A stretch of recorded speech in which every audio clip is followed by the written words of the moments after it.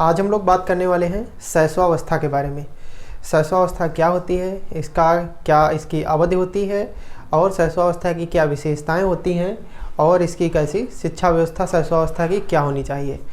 तो शैशवावस्था की अगर हम बात करें तो इसकी जो अवधि होती है वो होती है 0 से 6 वर्ष तक के। 0 से 6 वर्ष तक के बालकों की जो अवस्था होती है उसे हम शैशवावस्था के नाम से जानते हैं। यानी अगर कोई बालक 0 से 6 वर्ष के मध्य का है तो हम उसकी अवस्था को शैशवावस्था कहते हैं। शैशवावस्था को एक डेफिनेशन दी गई है, इसको जो है कहा जाता है कि शैशवावस्था जो है ये जीवन की आदर्श अवस्था है। यानी शैशवावस्था जो है ये जीवन की आदर्श अवस्था है। फ्रायड महोदय थे, एक जो फ्रायड महोदय, इन्होंने बताया है शैशवावस्था के संबंध में एक परिभाषा दी है। फ्रायड कहते हैं कि हमें अपने जीवन में जो भी बनना है हम 4 साल में बन जाते हैं।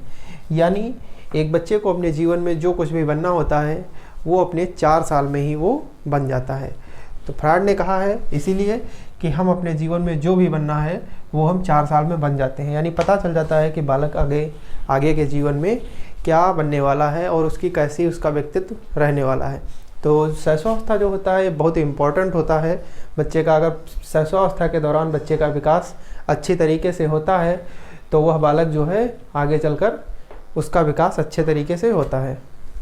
तो इसीलिए फ्रायड ने कहा है कि जीवन में हमें जो भी बनना है वह 4 साल में हम बन जाते हैं। शैशवावस्था की क्या विशेषताएं हैं और इसकी शिक्षा व्यवस्था क्या होनी चाहिए। तो शैशवावस्था की विशेषताओं की बात करें तो इसमें पहली विशेषता है तीव्र शारीरिक एवं मानसिक विकास। यानी शैशवावस्था में बच्चे का शारीरिक और मानसिक विकास जो है ये सबसे तीव्र होता है। अन्य अवस्थाओं की अपेक्षा जो है शैशवावस्था के दौरान बच्चे का शारीरिक और मानसिक विकास सबसे तीव्र गति से होता है। नंबर 2, अनुकरण की प्रवृत्ति। शैशवावस्था के दौरान बच्चे जो होते हैं उनमें अनुकरण की प्रवृत्ति देखी जाती है। यानी अनुकरण की प्रवृत्ति अगर हम बात करें तो सबसे तीव्र होती है हमारी शैशवावस्था में। शैशवावस्था में बच्चे की जो है अनुकरण की प्रवृत्ति सबसे तीव्र होती है। यानी बालक अगर किसी को कुछ देख रहा है तो वह देखकर वैसा ही करने लगता है। यानी यहाँ पर बच्चा दूसरे का अनुकरण कर ही सीखता है ज़्यादातर। नेक्स्ट, तीसरी विशेषता है मूल प्रवृत्ति पर आधारित व्यवहार। शैशवावस्था में जो है बालक का व्यवहार जो होता है वो मूल प्रवृत्तियों पर आधारित होता है। यानी वो जो भी वो काम करता है उसका वो कार्य उसकी मूल प्रवृत्तियों से प्रेरित होता है। चौथा है काम प्रवृत्ति की अधिकता। यानी जो शैशवावस्था के बालक होते हैं, बालक में शैशवावस्था के दौरान जो है काम प्रवृत्ति की अधिकता पाई जाती है। यानी वो किसी भी कार्य करने के लिए वो हमेशा उत्सुक रहते हैं। काम प्रवृत्ति का मतलब है यानी वो हर समय कुछ ना कुछ करते रहते हैं, यानी कोई ना कोई काम करते रहते हैं। किसी भी समय आप उनको जो है ऐसा नहीं पाएंगे कि वो जो है शांत बैठे हों, यानी हमेशा वो कुछ ना कुछ काम करते रहते हैं।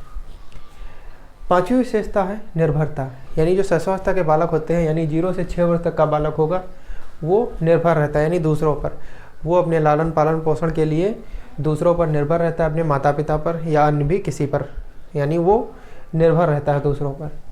छठी इसकी विशेषता है नार्सिज्म, यानी कि आत्मोह। इस अवस्था में जो बालक होते हैं उनमें नार्सिज्म की जो है विशेषता पाई जाती है। यानी वो स्वयं से आत्ममोह, यानी वो स्वयं से प्रेम करते हैं।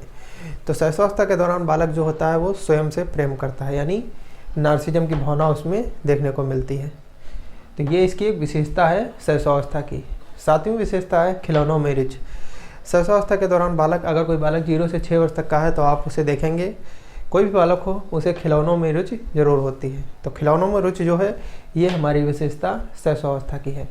सर्वाधिक खिलौनों में रुचि किसमें होती है? शैशवावस्था में। नेक्स्ट है 8वीं विशेषता नैतिकता का अभाव।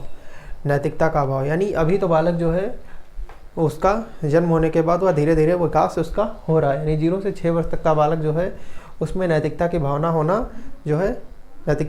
होना भी मतलब असंभव है। वो धीरे धीरे नैतिक चीज़ों को सीख रहा होता है। और लोग तो जो है 20-20, 30-30 सालों तक यानी उनमें नैतिकता की भावना जो है कोहलपर का जब हम सिद्धांत पढ़ेंगे तो समझेंगे कि कैसे नैतिकता का विकास होता है। तो जो शैशवावस्था के बालक होते हैं इनमें नैतिकता का अभाव पाया जाता है। यानी नैतिकता धीरे धीरे डेवलप हो रही होती है लेकिन यहाँ पर नैतिकता पूरी तरह से अभाव होता है। नेक्स्ट है कल्पना और जिज्ञासा। जो शैशवावस्था है इसमें कल्पना और जिज्ञासा की भावना प्रबल होती है। आप किसी छोटे बच्चों के पास बैठ जाइए और देखिए कि वो कैसे कैसे आपको कल्पनाओं में कैसी कैसी आपसे बातें करते हैं और बताते हैं कि वो कल्पनाओं के सागर में कैसे डूबे रहते हैं। यानी उनमें प्रबल जिज्ञासा होती है कुछ भी जानने की, सुनने की, समझने की, बोलने की, और कल्पना की प्रवृत्ति भी सबसे तीव्र हमारी शैशवावस्था में होती है। अब हम अगर बात करें शैशवावस्था की शिक्षा की व्यवस्था, यानी शैशवावस्था के दौरान बच्चे की शिक्षा किस प्रकार दी जानी चाहिए, तो शैशवावस्था के दौरान बच्चों को खेलों के द्वारा शिक्षा दी जानी चाहिए।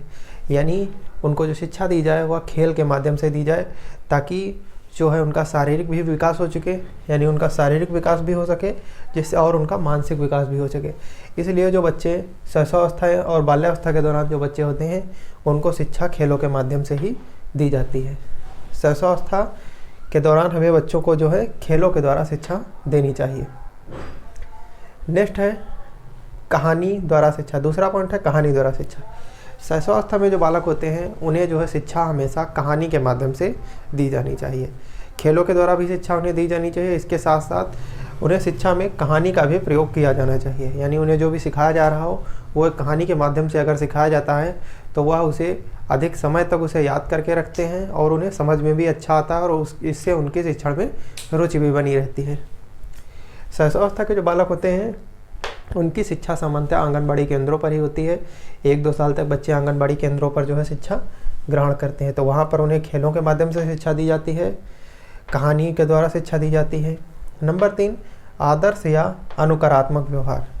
यानी बच्चों के सामने हमें आदर्श और अनुकरात्मक व्यवहार रखना चाहिए। यानी ऐसा व्यवहार होना चाहिए जो कि अनुकरण करने योग्य हो, या फिर आदर्श व्यवहार। आदर्श व्यवहार वही होगा जो अनुकरण करने योग्य होगा, तो इसको आदर्श कह सकते हैं या अनुकरात्मक व्यवहार कह सकते हैं। यानी जो हमारा व्यवहार होना चाहिए वो आदर्श व्यवहार होना चाहिए, क्योंकि 5 साल के बाद बच्चा जो है प्राइमरी विद्यालय में प्रवेश लेता है, तो शिक्षक का जो व्यवहार होना चाहिए वो आदर्श व्यवहार होना चाहिए। नेक्स्ट है खिलौनों के द्वारा शिक्षा। शैशवावस्था के दौरान हमें बालक को जो है खिलौनों के माध्यम से शिक्षा देनी चाहिए। आप देखेंगे आंगनबाड़ी केंद्रों में या प्राइमरी के जो बच्चे होते हैं उन्हें विभिन्न खिलौने दिए जाते हैं ताकि वो खिलौनों को जोड़ें, गिनती करें, जैसे जिक्सा बॉक्स और बहुत सारी गिनतारा होता है, बहुत सारी टेबल्स होती हैं, और जो है 10 एक आता है, 1 ग्राम के नाम का आता है। तो बहुत सारे उपकरण आते हैं प्राइमरी एजुकेशन में, प्राथमिक विद्यालयों में, जिनके माध्यम से बच्चों को शिक्षा दी जाती है। तो ये है हमारी शैशवावस्था की शिक्षा व्यवस्था और ये इसकी विशेषताएं हैं। तो अगर आप चाहें तो इसका स्क्रीनशॉट भी आप ले सकते हैं।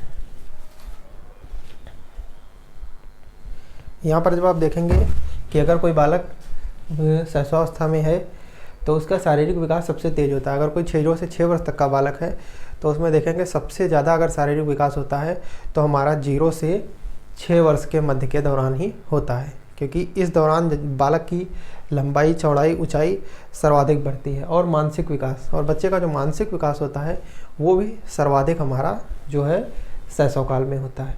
ये सबसे इम्पॉर्टेंट है। और अनुकरण की प्रवृत्ति, नार्सिज्म, निर्भरता, नैतिकता का अभाव, कल्पना और जिज्ञासा, यहाँ से क्वेश्चन पूछे जा चुके हैं कि तीव्र शारीरिक और मानसिक विकास किस अवस्था में सर्वाधिक होता है, तो वो हमारा होता है शैशवकाल में। ये क्वेश्चन भी पूछा गया है कि जीवन की आदर्श अवस्था किसे कहते हैं, तो ये कहते हैं शैशवावस्था को। और क्वेश्चन पूछा गया है कि 0 से 6 वर्ष तक की अवधि किसकी होती है, तो ये हमारी शैशवावस्था की होती है। और यहाँ से क्वेश्चन पूछा गया खेलों के द्वारा शिक्षा किस अवस्था में दी जानी चाहिए, तो हमारी शैशवावस्था में। कहानी द्वारा शिक्षण किस में होता है, शैशवावस्था में। आदर्श या अनुकरणात्मक व्यवहार किस लिए करना चाहिए, शैशवावस्था के दौरान अगर शिक्षा दी जा रही है। खिलौनों के द्वारा शिक्षा शैशवावस्था के बालकों को दी जानी चाहिए। तो ये सारे क्वेश्चन यहाँ से बहुत सारे बनते हैं, इन क्वेश्चंस को ध्यान में रखना है। और इसका आपने स्क्रीनशॉट ले लिया होगा, ना लिया हो तो आप स्क्रीनशॉट इसका ले लें।